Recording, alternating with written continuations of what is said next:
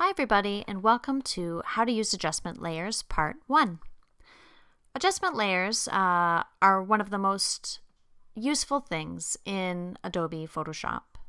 Today we're going to be using adjustment layers in CS6, but really you can use them in any version of Photoshop.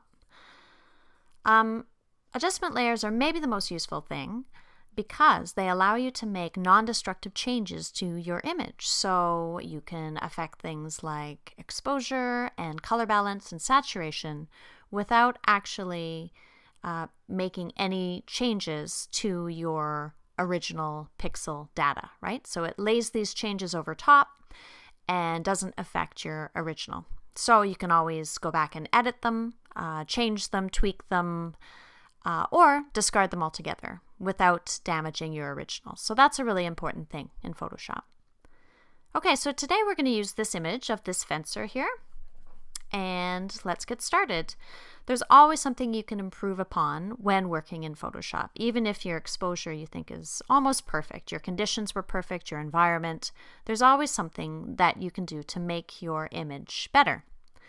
A good way to get started is to look at any corrections that you need to make to the overall image. So for this image, I would look at this and think, well, it's a little bit flat and a little bit dark, and I think we could bring it up overall in terms of exposure. So to make an adjustment layer, you're looking for this icon, and depending on how you've set up your workspace, you can find it here, or down here at the bottom of the Layers menu. When I click on it, you see we have all of these options here. So if we're thinking about exposure, which is really the relationship between dark and light in your image, we can use brightness contrast sliders, levels, curves, or the exposure. So it depends on your comfort level, and I encourage you to explore all of these. Let's say we start with something like curves. I like to use curves because I find it quite intuitive. If you think up here is your brightest highlights and down here is your darkest shadows, I'm going to pick somewhere in the middle and just bring my curve up a little bit to do an overall mid-tone adjustment right here. So that's pretty good.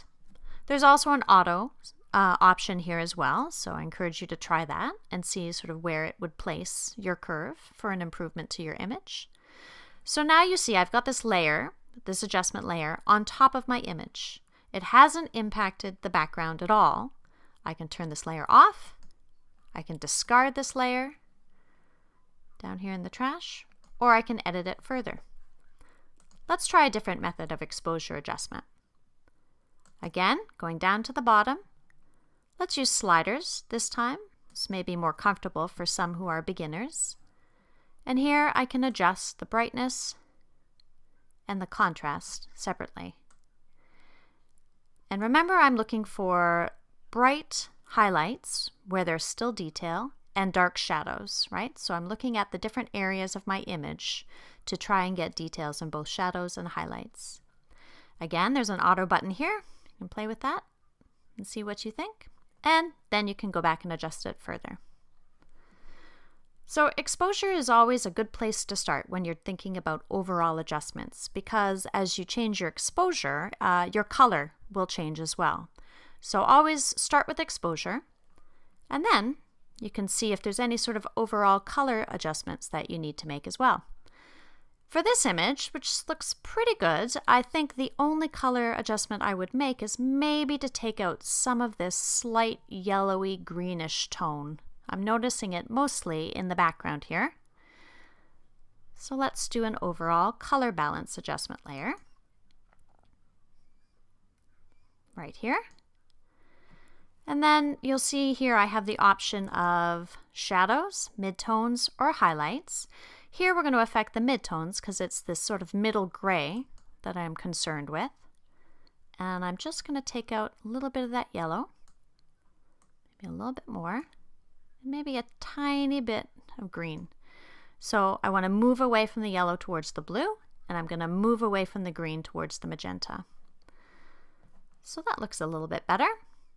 I can turn that off, turn it back on to see that that's cleaning up that background stone just a little bit, just to take out some of that yellow.